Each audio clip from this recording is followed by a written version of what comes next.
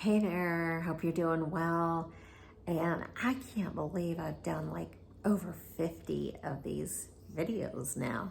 It's just amazing. I mean, it was just an idea in my head to be able to read to people who don't like to read, and maybe they would get something different out of it just because I'm reading my book too, and to hear my stories might help to put a little more context to it. But I just can't believe that I've been, as dedicated as I am to doing it this long.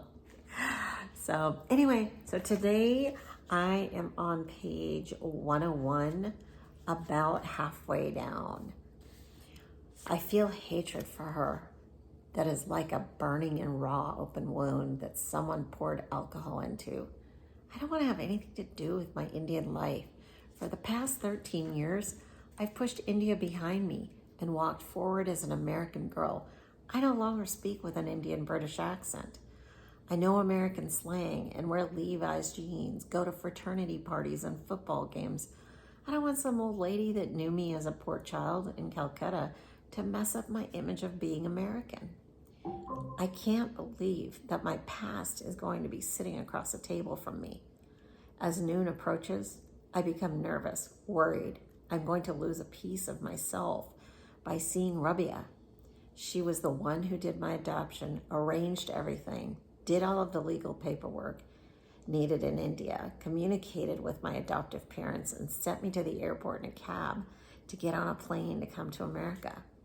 She had come for this visit to meet my parents for the first time and to see me. They only corresponded for years through letters. Now they finally got to meet in person. The past years were all about being someone that fit this new life, and now I had to see someone that knew me before. It terrified me.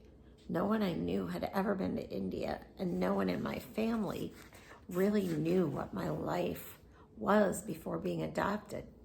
I was the girl that knew 4 languages, that independently ran the streets in tattered, dirty clothes and bare feet, starved, admired her handsome father, played poker with men, watched a man die, looked like everyone else, never thought about fitting in, and who had become so good at being fake that this was the real me.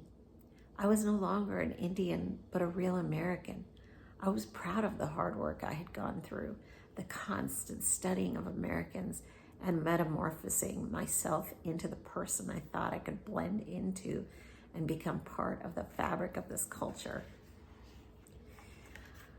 Man, that was a lot of work.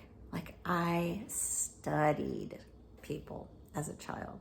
Here I am, 8, 9 years old. I was studying everyone because I came with an accent. I had to learn how to get rid of that accent, and quickly.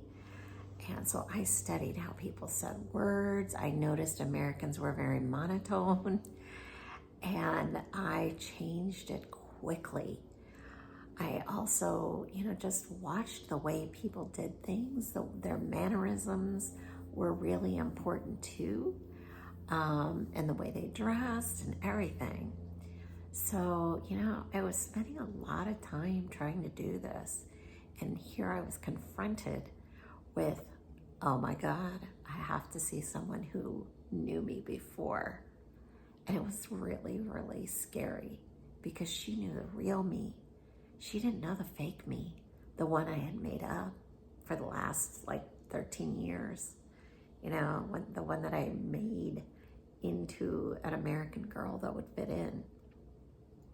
And so it was really scary to think I was going to see somebody that, knew me way before who I was that I had created in my life.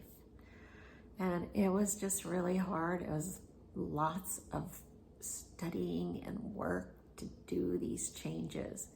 But I was very determined to be a part of this culture. I was very determined to be able to fit in somewhat.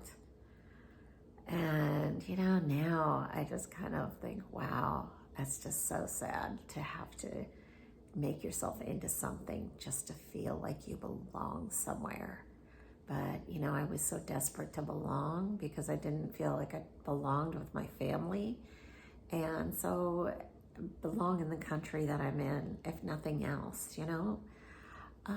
So that's all I have to say tonight. I hope that you're having a beautiful moment in time right now, whatever that is.